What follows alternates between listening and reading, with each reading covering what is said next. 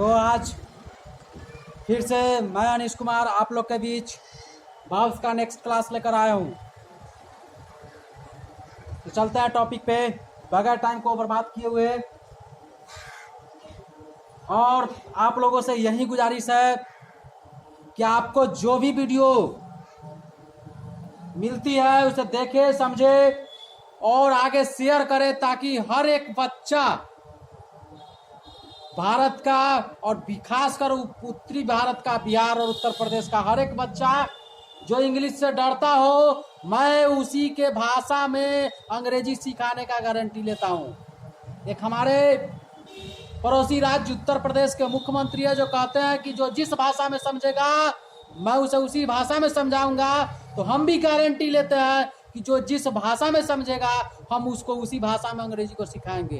अंग्रेजी से डरने की बात नहीं है, अंग्रेजी से लड़ने की बात है और अंग्रेजी को सीख कर ही छोड़ेंगे।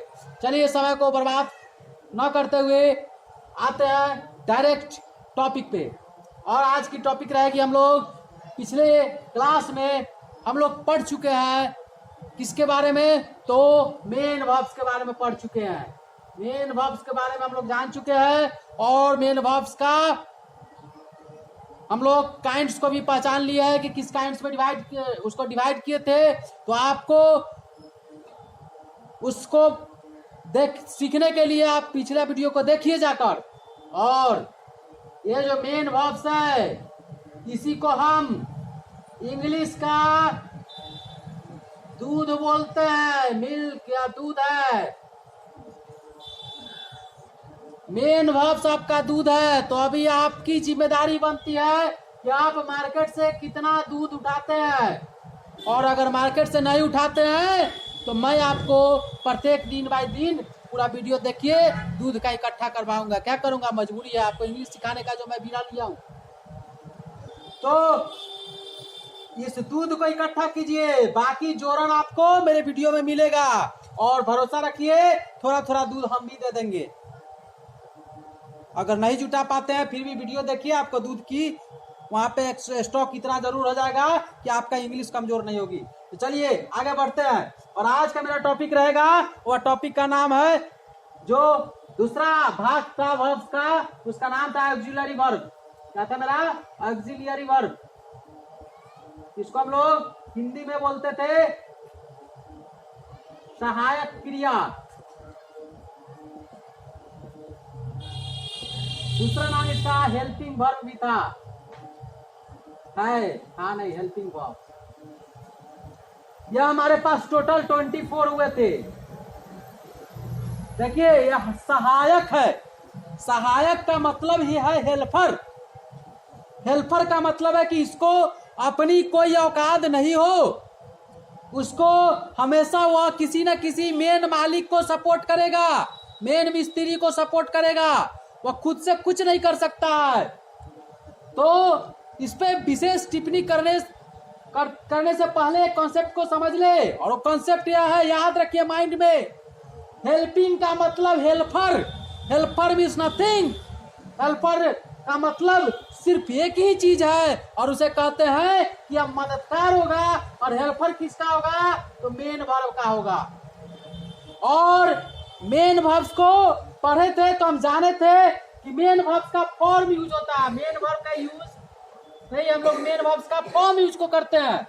तो मेन वर्ब का जो फॉर्म था, मेरे इंग्लिश में कितने फॉर्म्स थे? तो मेरे इंग्लिश में मेन वर्ब्स के 5 फॉर्म्स थे। इसको बोलते थे वर्ब्स के फर्स्ट फॉर्म, वर्ब्स के सेकंड फॉर्म, वर्ब्स के थर्ड फॉर्म, वर्ब्स के फोर्थ फॉर्म और वर्ब्स के फिफ्थ फॉर्म। अभी तक हम लोगों ने देखा कि मेन वर्ब्स के कितने फॉर्म थे? तो 5 फॉर्म थे, first, second, third, fourth, fifth. तो इसमें एकदम गांठ बांध के रखना ही, जो हेल्पर सब जो है यह 2 नंबर आदमी के साथ में और 5 नंबर आदमी के साथ में, यानी 2 नंबर वर्ब फॉर्म और 5 नंबर वर्ब फॉर्म्स के साथ कभी भी कोई भी हेल्पर यूज नहीं होगा किसी भी कीमत पे, यानी कि इसके पहले हेल्पिंग वर्ब नहीं लगेगा।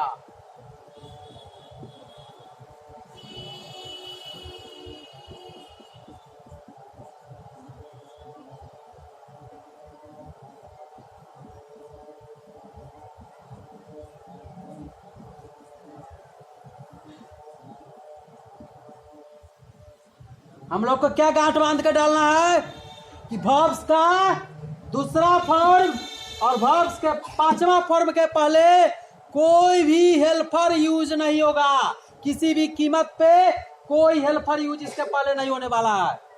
अब बच गया 3 फॉर्म, तो यही 3 फॉर्म के पास में हेल्पर होगा। अब किसी का पेट में दर्द स्टार्ट हो गया होगा, और दर्द इसलिए होगा क्योंकि शुरू से किताब से रटते आ रहा है कि हेल्पर सिर्फ 2 फॉर्म के पास होता है। पहला को बोलते हैं V3 और दूसरा को बोलते हैं V4। ये मास्टर V1 को कैसे बता रहा है कि हेल्पर होगा? मैं बता रहा हूँ V1 भी हेल्पर रखता है, और सबसे ज्यादा मेन जो ओरिजिनल वो हेल्पर है वो V1 रखता है। ये सब तो सिर्फ लल्लू पच्चू वाला हेल्पर रखता है। ओरिजिनल हेल्पर जिसको कहते हैं, शुद्ध हेल्पर, एकदम प्योर 24 कैरेट सोना की तरह जो हेल्पर होता है, वो हेल्पर रखने वाला कोई है तो V1 ही है। V3 V4 तो दोगला किस्म का हेल्पर रखता है। अगर शुद्ध भाषा में बोले तो दोगला का मतलब गाड़ी नहीं बोलते हैं, दोगला का मतलब होता है दोनों काम करने वाला। यानी कि यह जो V3 और V4 है, यह किसको रखता है? तो मेन वर्ब को भी काम करने वाला और कभी कभी हेल्पर का भी काम करने वाला को रखता है। लेकिन जो प्योर एकदम 100% और 24 कैरेट सोना के साथ जो हेल्पर रखता है वो V1 ही रखता है।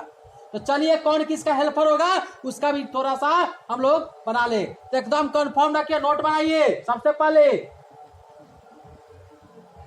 डू डिड डज, ये जो हेल्पर है ये हमेशा डू डिड डज ये हमेशा V1 को लेकर आता है, याद रखिए।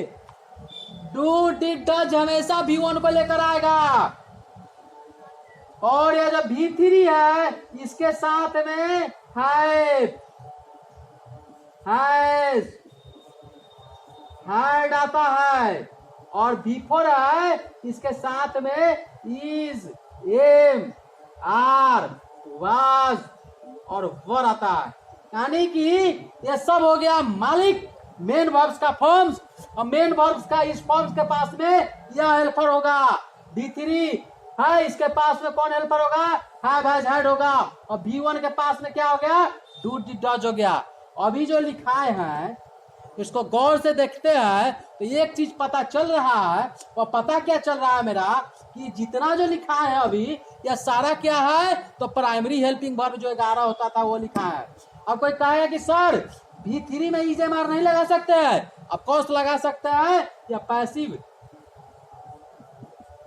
पैसिव वॉइस में इज एम आर भी लगाते हैं। Is am are was were भी लगाएंगे, लेकिन पैसिव वॉइस की चर्चा करेंगे तब। अभी सिंपल सेंटेंस पढ़ने में याद रखें, जब पैसिव पढ़ने के लायक आप जिस दिन हो जाइएगा उस दिन ये सब रूल्स पढ़ने की जरूरत नहीं पड़ेगा। इसलिए मैं आपको बेसिक क्लास में ही बता रहा हूँ, माइंड में सिर्फ सेट करके रखना है कि V3 का हेल्पर हैव हैड हैज होगा, V4 का helper is am are was were होगा, और V1 का हेल्पर डू डिड डज होगा। और उसके बाद जितना मॉडल है, मॉडल जितना होगा, ऑल मॉडल, जितना जो मॉडल होगा, इस सारा मॉडल्स जो होंगे, जो मॉडल्स 13 थे वो सभी किसका हेल्पर होंगे? तो वर्ब्स के फर्स्ट फॉर्म का हेल्पर होंगे। तो अभी मैंने क्या समझने की कोशिश किया है कि ऑक्सिलरी वर्ब का मतलब होता है हेल्पर, और हेल्पर क्या करता है? मेन वर्ब का हेल्प करता है। तो मेन वर्ब क्या होता है? तो मेन वर्ब्स को हम लोग वर्ब्स के फॉर्म्स में यूज करते हैं। तो मेन वर्ब्स के 5 फॉर्म्स होते हैं, V1, V2, V3, V4, V5। तो वर्ब्स का जो 5 फॉर्म्स है उसमें V2 और V5 को, यानी V2 और V5 को हेल्पर रखने की औकात ही नहीं है, वह हेल्पर नहीं रख सकता है। तो हेल्पर कौन रख सकता है? हेल्पर V1 रख सकता है। हेल्पर कौन रख सकता है? हेल्पर V3 रख सकता है। हेल्पर कौन रख सकता है? हेल्पर V4 रख सकता है। अब किसके पास कौन कौन हेल्पर होगा? तो हेल्पर होगा तो V1 के पास में do did does, do did does किसके पास होगा? V1 के पास। और हैव हैज हैड जो प्राइमरी हेल्पिंग का लिस्ट है उसमें ड्यूटी डज V1 लेकर आता है, हैव हैड हैज V2 लेकर आता है, और sorry V3 have has had V3 लेकर आता है, is am are was were V4 को लेकर आता है। V3 में वर्ब टू बी यानी इज एम आर का भी प्रयोग होता है। पैसिव वॉइस में करेंगे, जब पैसिव वॉइस पढ़ेंगे तो बेहतर से समझेंगे। अभी तत्कालिक बेसिक्स में हमको यार दिमाग में सेट करके रखना है कि V3 के साथ हैव हैज हैड आएगा। और जितना भी मॉडल्स होता है can could will would shall should may might must ought, ये सब V1 का गुलाम है। जितने मॉडल्स है किसके गुलाम है? वर्ब्स के फर्स्ट फॉर्म के गुलाम है, याद रखना है इसको।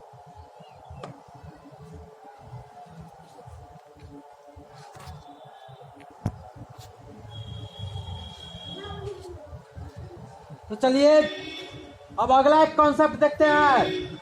अब पहले बेसिक कॉन्सेप्ट को जब तक नहीं समझेंगे तब तक कुछ नहीं समझ में आएगा। हम लोग के साथ दिक्कत है कि हम लोग कुछ समझे बगैर डायरेक्ट क्वेश्चन बनाना चाहते हैं, हम लोग कुछ समझे बगैर डायरेक्ट इंग्लिश को महारत को हासिल करना चाहते हैं।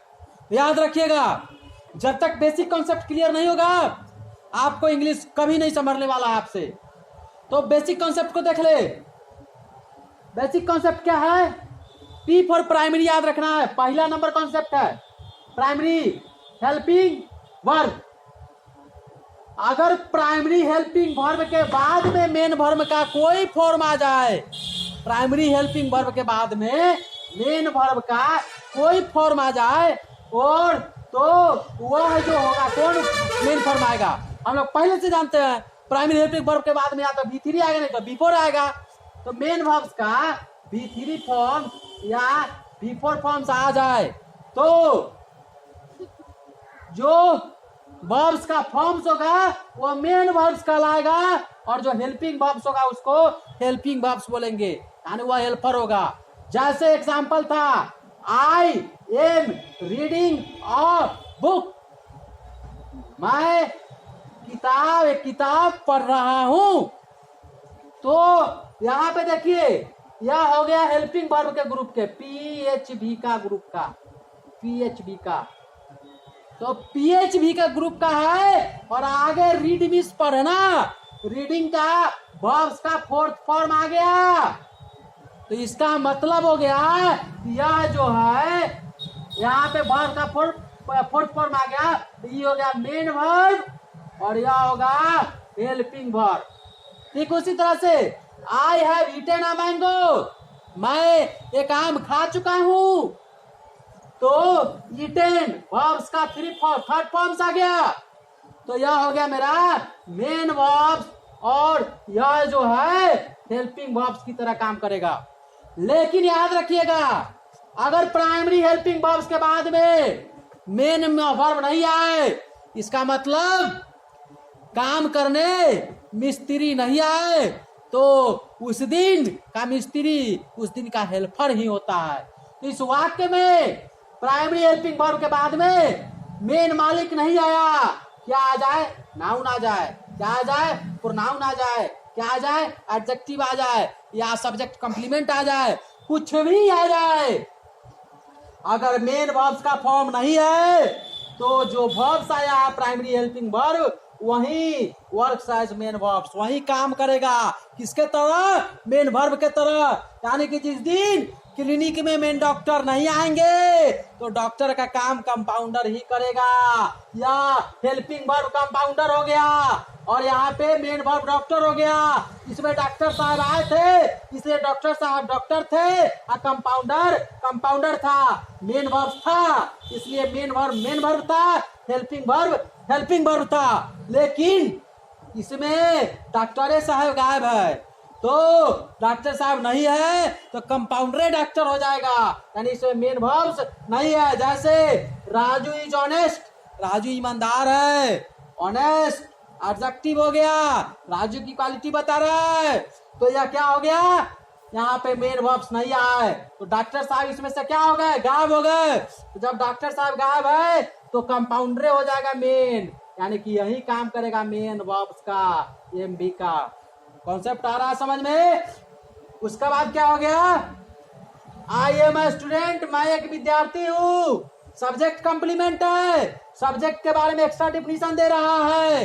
तो इसमें भी मेन डॉक्टर साहब गायब हो गए, इसलिए जो आया है यही हो जाएगा इसका मेन वर्ब्स।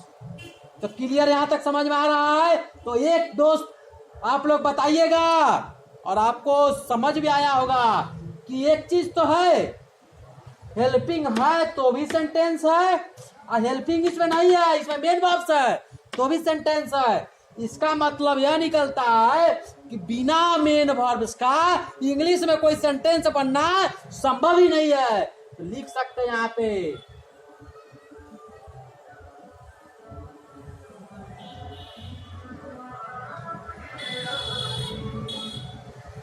तो एक रूल्स हो गया, उस रूल्स को लिख लीजिए या नोट करके लिख लीजिए, नोट लिखिए, नोट एक बनाइए।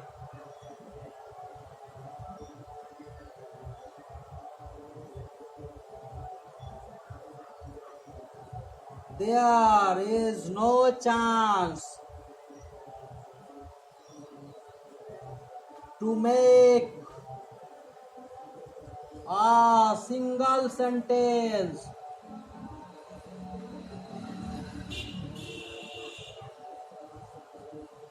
in English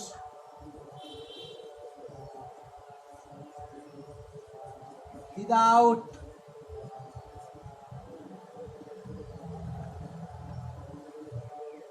use of main verbs। क्या लिखा है? There is no chance to make a single sentence in English without use of main verbs। इसका मतलब हुआ, देखिए, there is no chance to make a single sentence in English without use of main verb, M for main, V for verb। इसका मतलब English में बिना कोई main verbs के एक भी सेंटेंस बनाने का कोई चांस ही नहीं बनता है। मेन हीरो होता है, मेन हीरो का कभी संभव ही नहीं है कि कोई सिनेमा बन सके। तो नोट कीजिए इस कॉन्सेप्ट को। कॉन्सेप्ट नंबर 1 क्या कह रहा था कि प्राइमरी हेल्पिंग वर्ब्स के बाद मेन वर्ब्स आएगा, कंपाउंडर के साथ डॉक्टर साहब आएंगे तो डॉक्टर साहब रहेंगे, कंपाउंडर साहब रहेंगे, मेन रहेगा, हेल्पर रहेगा। लेकिन अगर कंपाउंडर अकेले आ जाए और डॉक्टर साहब गायब हो जाए तो कंपाउंडर ही डॉक्टर बन जाता है, यानी कि हेल्पर ही मेन बन जाएगा। तो इसको नोट कीजिए।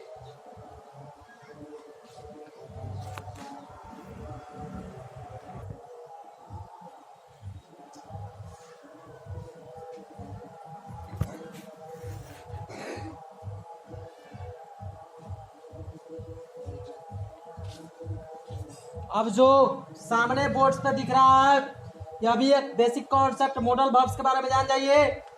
पहला क्या कर रहा है, मॉडल वर्ब के बाद हमेशा V1 आएगा, मॉडल वर्ब के बाद में हमेशा V1 आएगा। बेसिक क्लास है, बेसिक कॉन्सेप्ट दे रहा है, इसके अलावा कुछ नहीं आएगा। अगर नहीं सीखे तो गारंटी रखिए आगे कुछ नहीं सीख पाइएगा।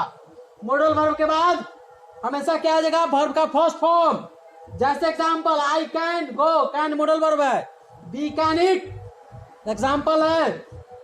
आगे क्या है, दो, ऐसे मॉडल वर्ब है जिसके बाद डायरेक्ट V1 नहीं आता है, टू के साथ आता है। वह कौन दो है, तो पहला यूज्ड, दूसरा आउट।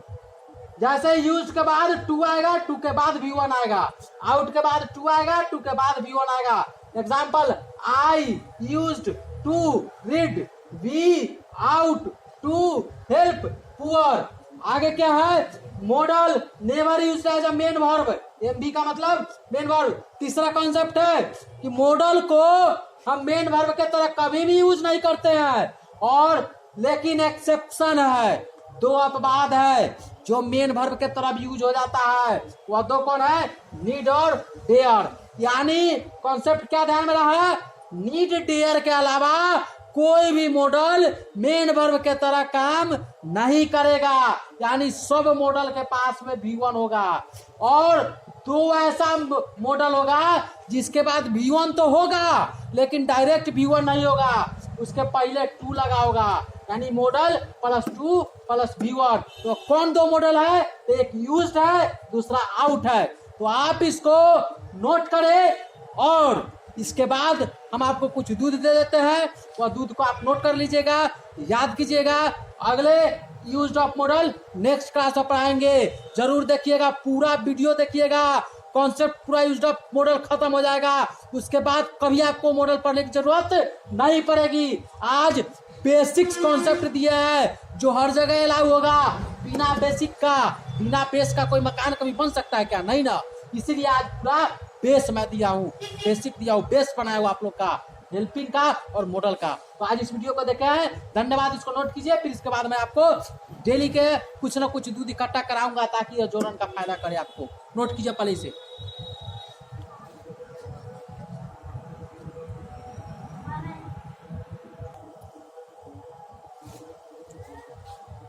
और यही आपका कुछ दूध है जिसे आप इकट्ठा कर लीजिए ताकि आपका वह सभी जोड़न आपके इंग्लिश में काम आए।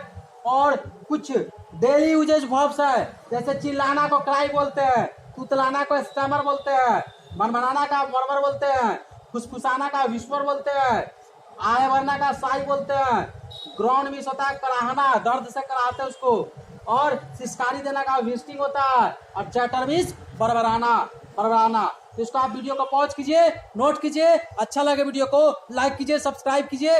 आपके लाइक से मुझे प्रोत्साहन मिलती है कि मैं आपके लिए और मेहनत करूं।